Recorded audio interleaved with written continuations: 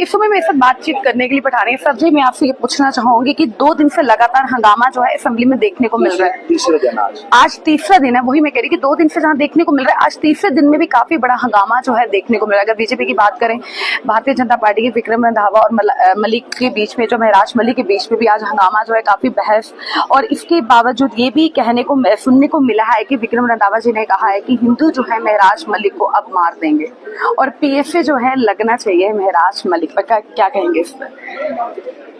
National conference एक plan के तहत, एक कॉन्स्पिरेसी के तहत, एक साजिश के तहत इस हाउस में पेंडेमोनियम शरारत क्रिएट करना चाहती है। नेशनल कॉन्फ्रेंस चाहती नहीं कि चर्चा हो, परिचर्चा हो।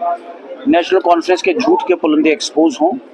इसी के चलते ये सारा का सारा ड्रामा नेशनल कॉन्फ्रेंस पिछले 3 दिन से हाउस में तैयार कर रही है। एक ऐसा बिल, एक ऐसा कानून जिसमें देश की सुप्रीम संसद जिसको पास कर चुकी है, जिसको राष्ट्रपति लॉ बना चुके हैं, और इनका स्थगन प्रस्ताव भी उसी विषय पर जब रिजेक्ट हो चुका, 3 दिनों से तमाशा कर रहे हैं। जहां तक आपने एक माननीय विधायक की बात की, मैंने वो देखा नहीं है क्या हुआ क्या नहीं हुआ, लेकिन जो सुनने में आता है, आप जैसे मित्र लोग भी बताते हैं कि शायद मानसिक संतुलन उनका थोड़ा हिला हुआ है और आदतें भी शायद को ठीक नहीं है। कहते हैं बार बार वॉशरूम में जाते हैं, कुछ 4 जोन में पता नहीं कौन सी वो दवाई लेके आते हैं वहां से।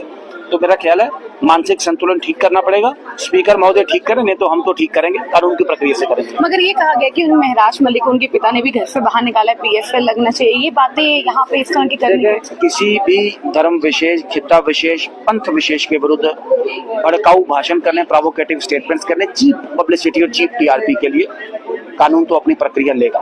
Law will take its own course, और जो उसमें उचित कार्रवाई बनेगी भारतीय जनता पार्टी उसके लिए प्रखर और प्रमुख तरीके से आगे चलेगी। लेकिन जहां तक नेशनल कॉन्फ्रेंस का सवाल है, भारतीय जनता पार्टी एक्सपोज करके रहेगी नेशनल कॉन्फ्रेंस को जनता की विधानसभा में, जम्मू कश्मीर के लोग। अगर वकाफिल की बात करें, उस पर चर्चा या डिस्कस जो है नहीं हो पा रहा है, या लोगों का कहना है।